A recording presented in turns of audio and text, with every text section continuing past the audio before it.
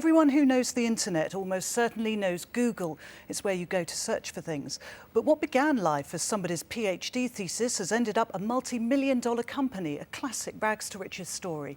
In a rare TV interview, Paul Mason met up with Google's two founders, whose position on the web gives them a godlike view of what us mere mortals are thinking.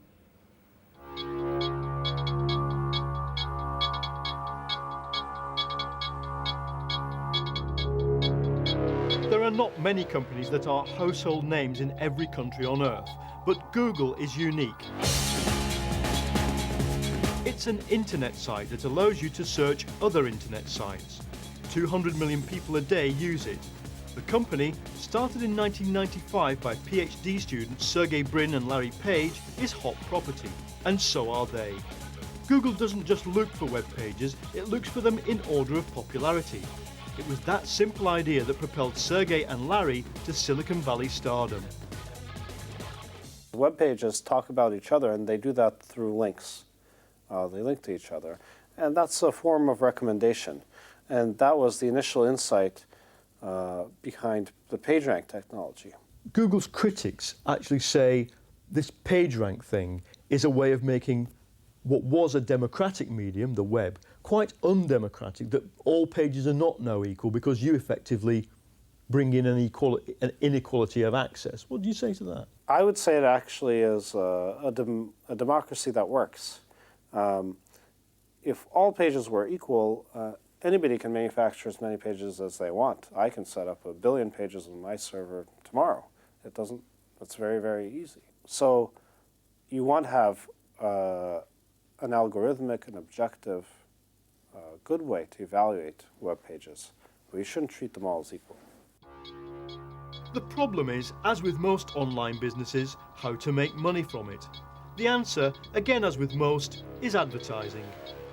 One thing we decided early on is that instead of having very flashy advertising, pop-ups, things that blink, fly around, pop out of the screen and hit you on the nose, instead of doing all of those things, we don't want to distract the user. Instead, we want to show them something they care about right at the time. Like most internet whiz kids, Sergey and Larry's original goal was to float the company on the stock market, what Americans call an IPO, making themselves zillions in the process. But the dot-com crash stopped that, and now it could be a long time coming. Google is focused much more on long-term success, so maybe even thinking about 10 years routinely rather than 1 year or a quarter. And I think this pushed us further in things like IPOing.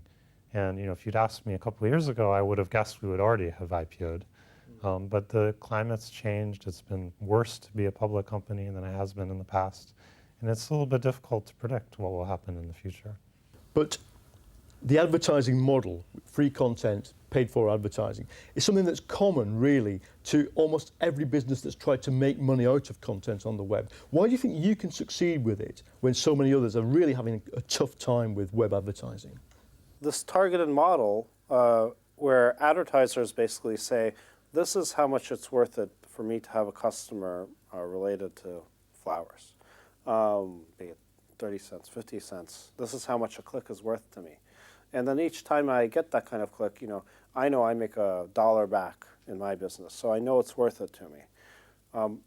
I think advertisers have found our model very appealing, and in fact, we just crossed the 150,000 advertiser mark. Sergey and Larry have almost limitless power on the rest of the internet. The site deposits a small program called a cookie on each user's computer. It remembers everything you search for. And if you use an add-on called the toolbar, it tracks everything you do on the internet.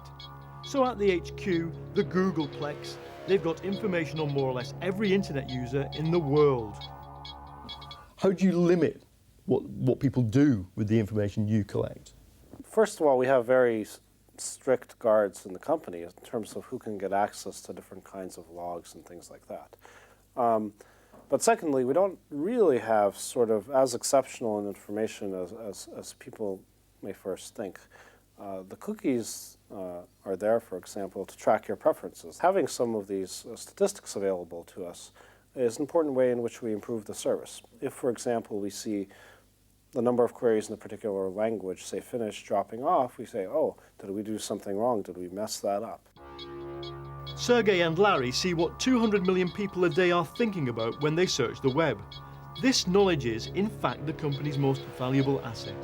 A little bit of it is shown on the Google Zeitgeist page, which gives a regular snapshot of the intellectual and moral climate of the age. Here you can see how long it took America to wake up to and forget the Washington sniper, or which celebrities the world is obsessed with.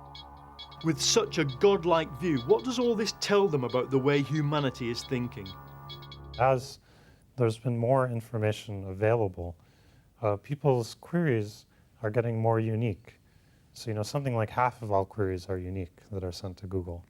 And this is just amazing to me. You think about all the queries we get and the fact that half of them are unique to that person or that, that day. Even when you have a big event, Hurricane Isabel, that affects millions and millions of people, it's big news around the world, the fact that it's the top query, it still will only get a tiny fraction of 1% of the traffic.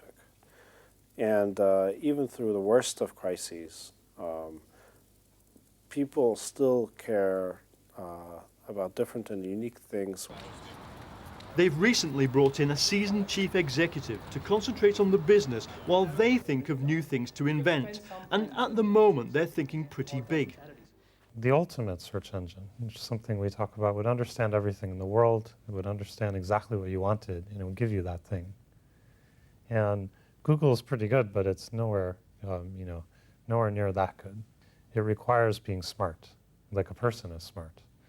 And so if you had a search engine that could answer any question, then it would be, very, very smart. And so that's a hard thing. But if you're able to do it, it would obviously be a very big deal.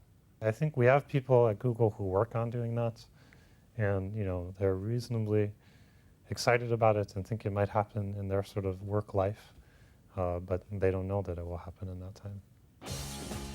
Google's name is inspired by the mathematical term for 1 followed by 100 noughts. If they can invent a machine that knows everything, they'll be seeing that kind of number on their bank statements.